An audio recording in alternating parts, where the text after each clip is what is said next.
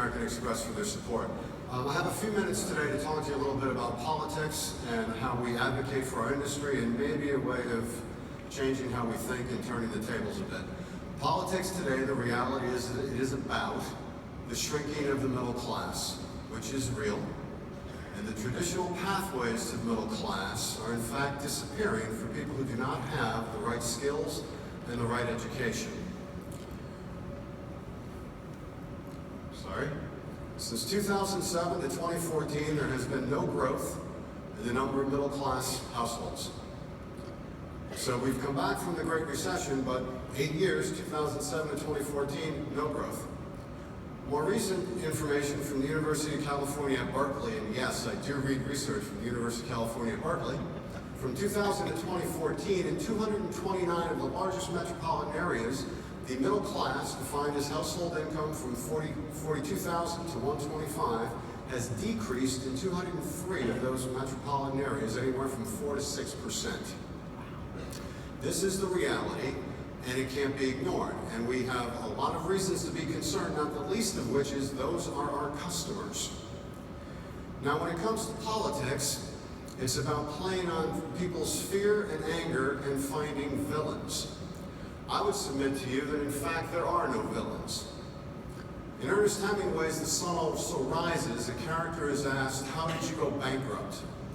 And he answers two ways, gradually and then suddenly. To draw the political analogy, I would say to you that globalization and technology are the gradual forces that have given us the suddenly of Donald Trump and Bernie Sanders. And they have to find villains. So for Donald Trump, the villains are China and Mexico and everybody else that's taking our jobs. And for Hillary Clinton and Bernie Sanders, the villains are greedy corporations. So let's talk about this for a minute. Globalization didn't happen by accident, happened intentionally, was how we won the Cold War, how we beat communism. Good for the world, good for America as the world's policeman. Great for American consumers, for American companies, winners and losers, for the American worker, mainly losers. We signed NAFTA in 1994, and the 20 years from 1995 to 2015, manufacturing employment in this country is down 29%. We have lost 4.5 million manufacturing jobs. But let me ask you, when was the golden age of American manufacturing? First quarter of 2016. While the employment has decreased, manufacturing output reached its peak in the first quarter of 2016. In fact, manufacturing output from 1995 to 2015 is up 47%.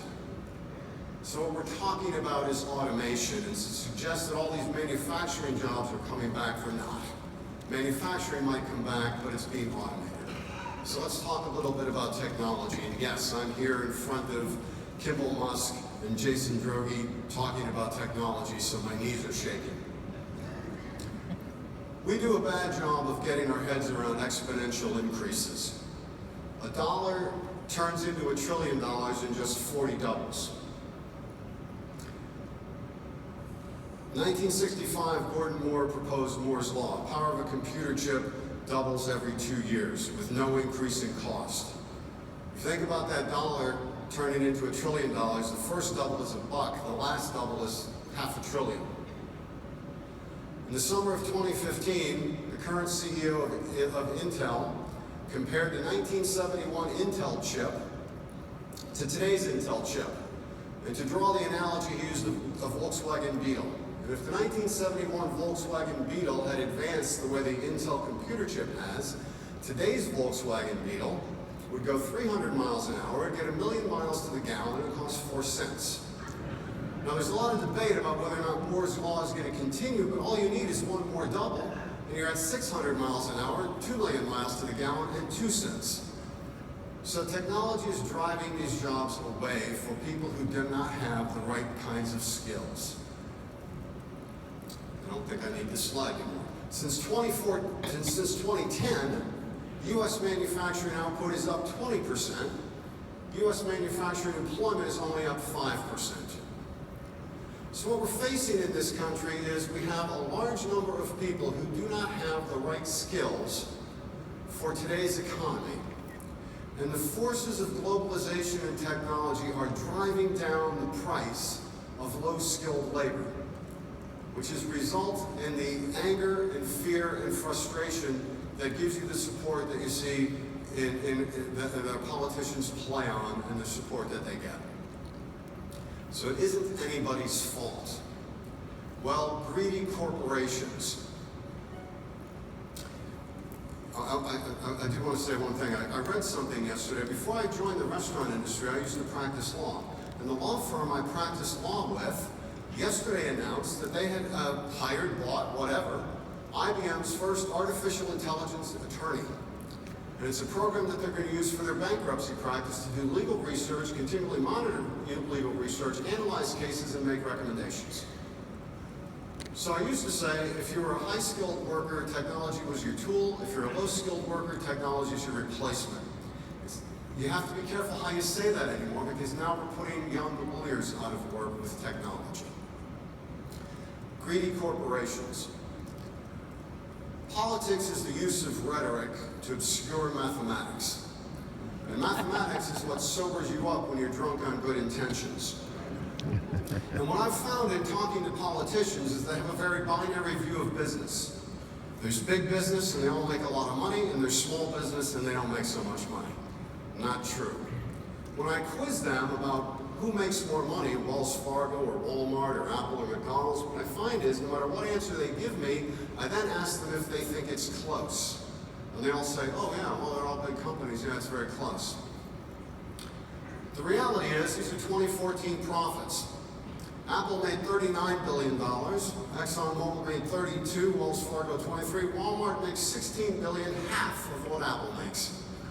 McDonald's, described by the SEIU as one of America's richest corporations, is in fact not. They only make $5 billion a year. Starbucks, $2 billion, Darden, $300 million.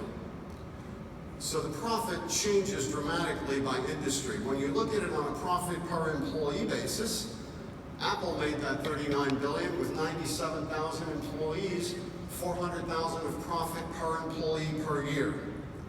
ExxonMobil, 389,000 of profit per employee. Profit per employee is a measure of two things. How much government-mandated cost increases you can bear, because they come in the form of an increased cost on a per employee basis. And the other thing it's a measure is how good a socialist you are, right? Karl Marx said the problem with capitalism, it steals the profit generated by labor. So your profit per employee is how much profit you're taking from labor. Bernie Sanders should give this third company the Good Socialist Award, because they made $36 billion, but they needed 5.8 million employees to do it, and they only have a profit per employee of $6,300. That third company is all of these 22 companies combined. Look at these names. It is every restaurant, retail, supermarket, and pharmacy company in the Fortune 500 combined to make that $36 billion with 5.8 million employees. Let's assume only half of those employees are full-time. Your profit doubles to 12,000. Assume only 25% are full-time. Your profit goes to 25. Still a fraction of what you make in other industries. What is the point of all this? The point of all this is that the restaurant industry is one of the few industries left that provides a very rapid path to the middle class for people who don't have the advantages of advanced education. An assistant manager of a full-service restaurant makes $40,000 to $50,000 a year. You can do it before the age of 25 without a college degree. A general manager makes $80,000 to $100,000 a year. You can do it before the age of 30 without a college degree. We need to start advocating as we transition our economy and our educational process to give the people the right skills to start thinking differently and supporting those industries that still provide a rapid path to the middle class for people who do not have the advantages of advanced degrees. Thank you for your time.